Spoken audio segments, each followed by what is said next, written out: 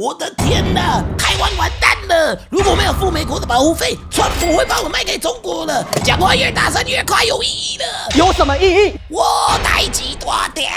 Loud noises! Turn on the Taiwanese news, and this is the type of panic you've been seeing. Because allegedly, Trump said that Taiwan stole American semiconductor jobs. When he becomes president, he will make Taiwan pay a protection fee. I don't know what I said. I don't remember. Because after all, It's just business. and after he got shot, TSMC stock saw a huge drop for 2 straight days. And as a result, many Taiwanese people are concluding that if Trump gets back in that White House, it will spell doomsday for Taiwan. I don't think so, darling. Well, today, I'm going to reveal to you exactly what Trump said word for word, as well as showing you what he said in the past about Taiwan to give you a clearer picture of what exactly Taiwan's fate will be in the hands of a Trump presidency 2.0. And once you see and hear the full, unedited, contextual truth, then you can finally decide for yourself how Trump just may deal with Taiwan. I don't really care about offending people. So, smash that like button to help the algorithm, and you can bring back popcorn for this episode, but be careful of slope roofs, yo, as you are about to witness the very slippery slope of carefully planned cognitive warfare.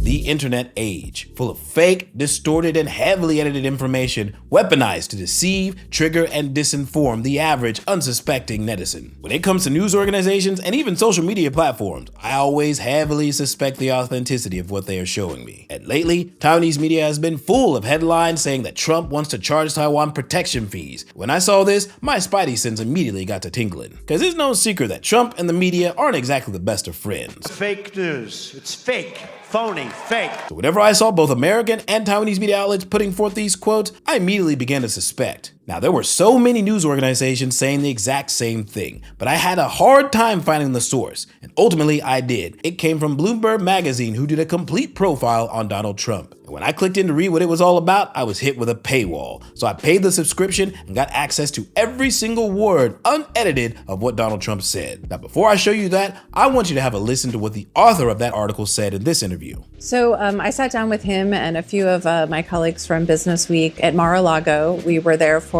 about 90 minutes. We got 90 minutes with him, and we had a very wide-ranging conversation about business, the U.S. economy. We talked about Taiwan, Russia, his legal cases. This was before the shooting and 2 days before the debate, just to give you a sense of his mindset. So, Trump's statements came 2 days before his debate with Biden. That's nearly a month ago, yo. And as we've already seen, a lot can change in a short period of time. Now, this article is long. I mean, really long. And Trump's comments on Taiwan is a lot more than the 2 sentences you saw plastered all over mainstream media. So, let's have a look at exactly what he said. Would you defend Taiwan against China? Look, a couple of things. Number one, Taiwan. I know the people very well and respect them greatly. They did take about 100% of our chip business. I think Taiwan should pay us for defense. You know, we're no different than an insurance company. Taiwan doesn't give us anything. Taiwan is 9,500 miles away. It's 68 miles away from China. A slight advantage, and China's a massive piece of land. They could just bombard it.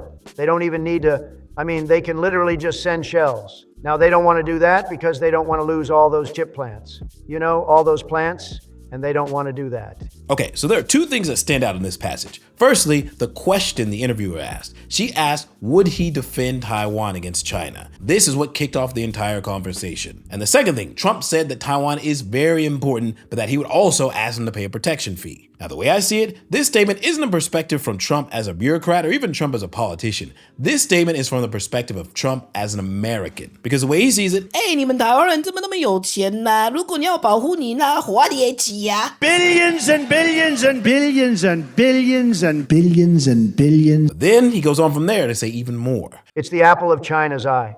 It was the apple. It's the apple of his eye. But the day I left, they sent 28 bombers right over the top. And they've been very aggressive ever since. They got ships all over the place. I wouldn't feel so secure right now if I was them, but remember this. Taiwan took our chip business from us. How stupid are we? They took all of our chip business. They're immensely wealthy, and I don't think we're any different from an insurance policy. Why? Why are we doing this? They took almost 100% of our chip industry. I give them credit.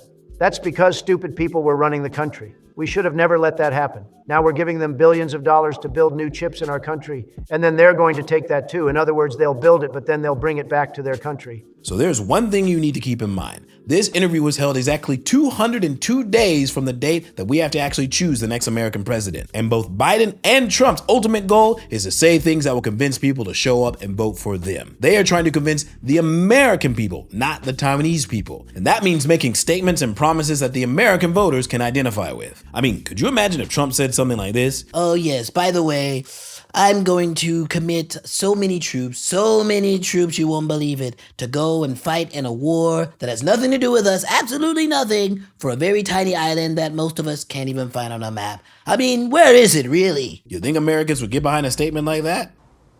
No. Now, of course, there is a better way he could have said it. He could have said that he would prioritize the safety of young American soldiers and bring jobs back to America and make America great again. Everything else is second priority. But unfortunately, that's not how he said it. What he basically said is, if they pay us, we'll show up. We'll be there if we see the money. What do you have to lose by trying? Which subtly tells those anti-war Americans that if America receives money, if they sign a contract, that they have to show up. Otherwise, imagine if Trump takes office and all the anti-war Xiaocaihong start protesting the way they did whenever they supported Hamas and were against Israel. Could you imagine them marching in the street saying, One China, no Taiwan. So now that you understand the full time and space context of what Trump said and how he said it, let's look at how the media actually portrayed it. That Trump suggested to you that the U.S. may not actually have a duty to defend Taiwan, that Taiwan maybe should actually pay the United States for protection. What should we make of that? I thought it was a remarkable moment in the interview. We ended up asking, a lot of economic questions about sanctions against Russia, and we asked about Taiwan sort of as a throwaway question. He basically came out and said, what has Taiwan done for us? We have been Taiwan's insurance policy for years. They stole our chips business. I'm just not sure it makes sense for us to, keep defending them when China wants them so badly. So not once in that interview did he say that Taiwan stole the chip industry. He said they took it. In business speak, that means fair and square. The same way that Uber Eats took Food Panda's business. They took almost 100% of our chip industry. I give them credit. That's because stupid people were running the country. Nor did he comment on whether or not the U.S. had an obligation to help Taiwan. But the media portrayed it as if Trump is completely unfriendly to Taiwan and is all about them dollar bills. I'm willing to bet the majority of Taiwanese media saw this little 20-second clip or something similar and just completely ran with it as a headline. Give me a break. That's a bunch of malarkey. Cognitive warfare at its best, and it worked so well. Just take a look at TSMC's stock price in the Taiwanese stock market and you'll see loud and clear. Trump has a very famous catchphrase. You're fired. No, not that one, yo. Trump has another catchphrase. And for the past 10 years, he not only has been saying this to Taiwan, but also to almost every major U.S. ally. Show me the money.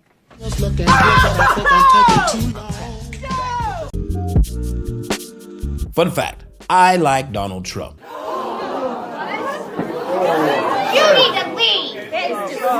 No, not as a president. Hard pass on that, yo. But as a shit talker, this orange nigga is second to none. He is an expert entertainer. Even some of the world's greatest comedians give Donald Trump his props. Yeah, objectively funny. How was he funny? Regardless every time he speaks, you laugh. Literally the definition of funny. He was funny. He was funny for a comedian. That guy's funny. He might be an asshole. People might hate him. He might be a problem as a president. Blah, blah, blah, blah, blah. You can't deny that occasionally he is fucking hilarious. Now, what Donald Trump says on the mic is golden for entertainment, but an absolute disaster for politics. My man talks to the press and the reporters like they're his close private friends. You can do anything. Whatever you want. Grab them by the pussy. It's true with stars that they can grab women by the. Well, that's what it's. If you look over the last million years, I guess that's been largely true. Not always, but largely true. Unfortunately or fortunately.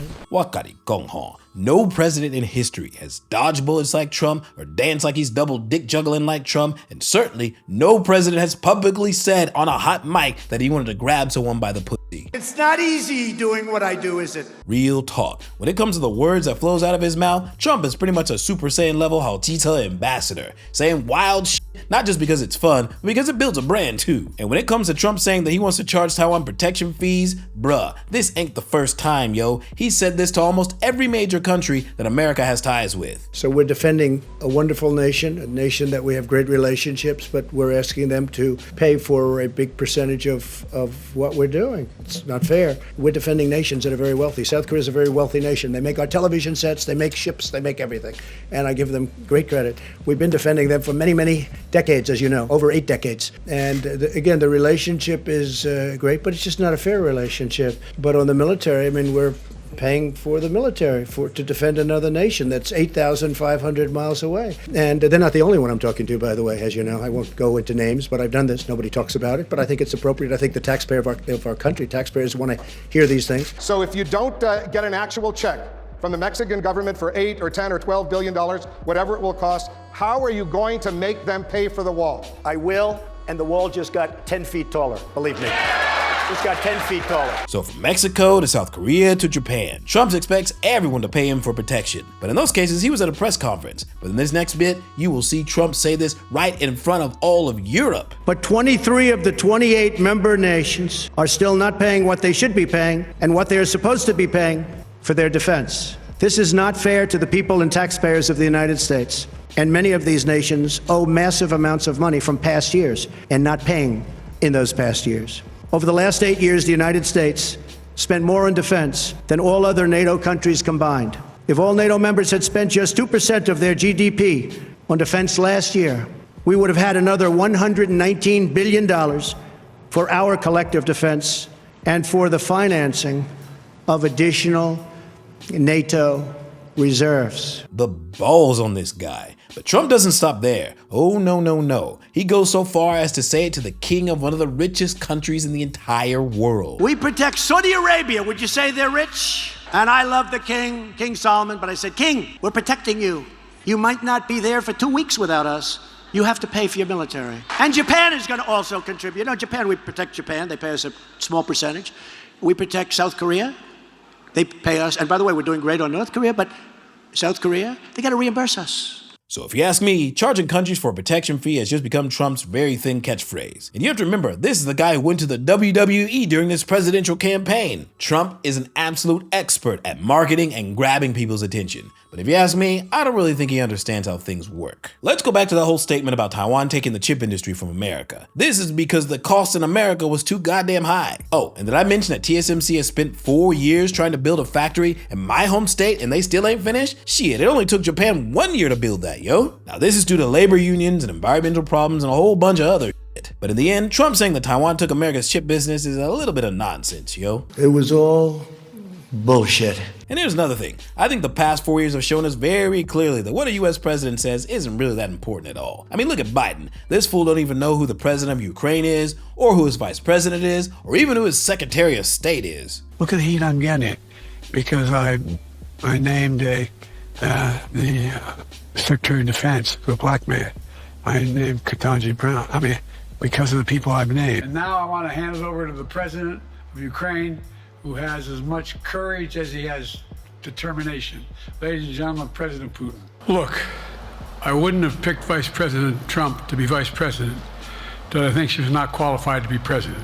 So let's start there. All this in the US is still functioning relatively well. If it's one thing that the Biden and the Trump presidency revealed to the world is that literally anyone can be president. Because the most important thing is not the president himself, but the people who surround him. The people in his cabinet, his Senate, and the House of Representatives. And if you look at the people surrounding Trump, especially his vice president, you will see that the CCP, Taiwan's #1 enemy, is in some deep shit. 代志大条.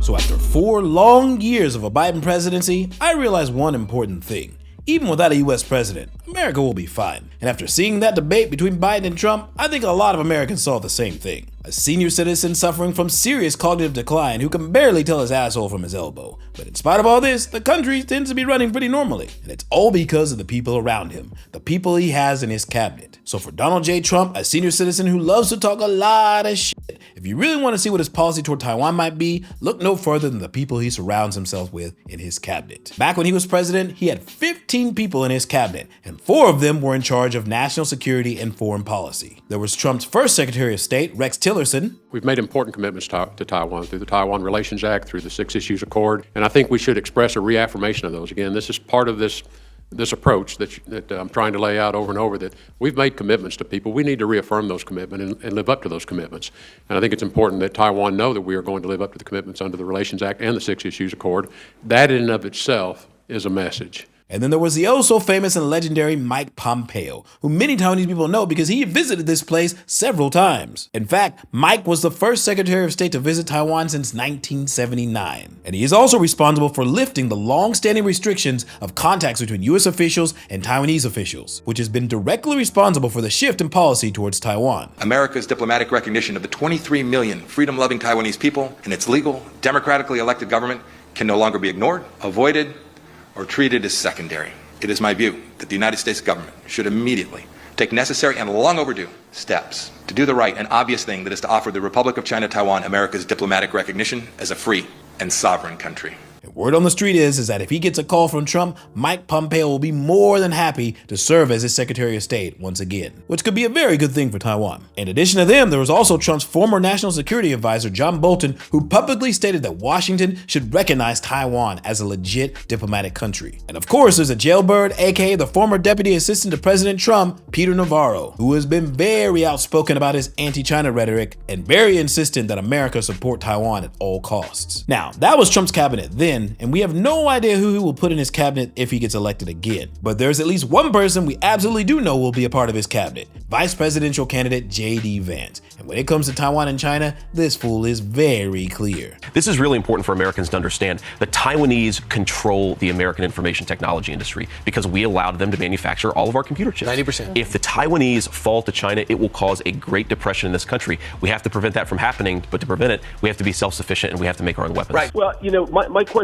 on the hard red line, I mean, look, I think we should defend Taiwan. I think that if the Chinese took Taiwan, it would be catastrophic. But look, let's be honest with ourselves and let's be realistic here. If the cost of defending Taiwan is 500,000 American lives, then of course we don't do it. The political will isn't there to do it. There's obviously no capacity for us to even, I think, devote that level of military resources to the island. If, however, we can increase the cost of China invading Taiwan, I think that fundamentally has to be American policy here, is make it so costly they don't do it in the first place. And to do that, you really have to provide them with sufficient defensive weapons so that, they have hell to pay crossing the sea in the first place. And then once they try to establish a beachhead, likely in the southern part of the island, they have the sufficient artillery and other munitions to beat these guys back. So I think that's how you deal with the problem. What are the weapons we should be giving the Taiwanese to make it less likely that China will invade? And what are the weapons that we have given to the Ukrainians over the last 2 years? And how do those things overlap? Because given our limited defense industrial base, we can't manufacture that many weapons because, we idiotically decided to allow everybody else to manufacture stuff for us.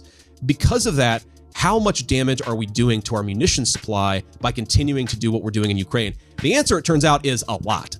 Like, there is a direct cannibalization between what we need to send to the Taiwanese and what we're sending to the Ukrainians. So you can say, and it sounds somewhat reasonable, that we're the richest country in the history of the world, and we can send $20 billion to Ukraine over the next 2 months, and we can send $15 billion to the Taiwanese. But the Chinese are not going to be pushed back from Taiwan with dollar bills, right? They're going to be pushed back with bullets. So when people tell you there's no tension between our Ukrainian policy and our Taiwanese/China policy, they're full of So not only does he want to wrap up the war in Ukraine, but Vance wants to deal with the CCP directly and defend Taiwan. And in case you had any doubts, when it comes to economic policy on China, Trump is going to be brutal. And right now, as we speak, large factories just started are being built across the border in Mexico. So with all the other things happening on our border, and they're being built by China to make cars and to sell them into our country. No tax, no anything. The United Auto Workers ought to be ashamed. We don't mind that happening, but those plants are going to be built in the United States, and our people are going to man those plants. And if they don't agree with us, we'll put a tariff of approximately 100 to 200% on each car,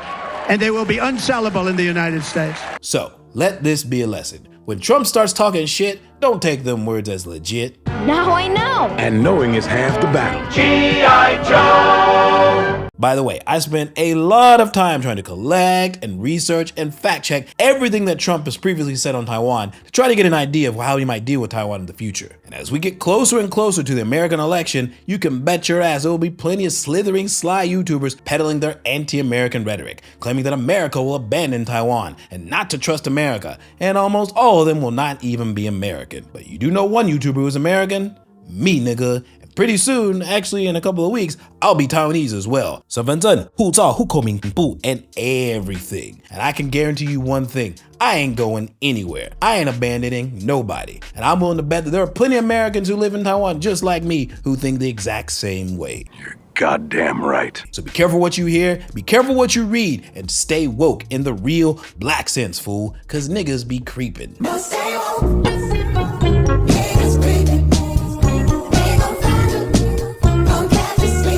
before you do that, remember to like, comment, subscribe, and I will see you on the flip side. Peace!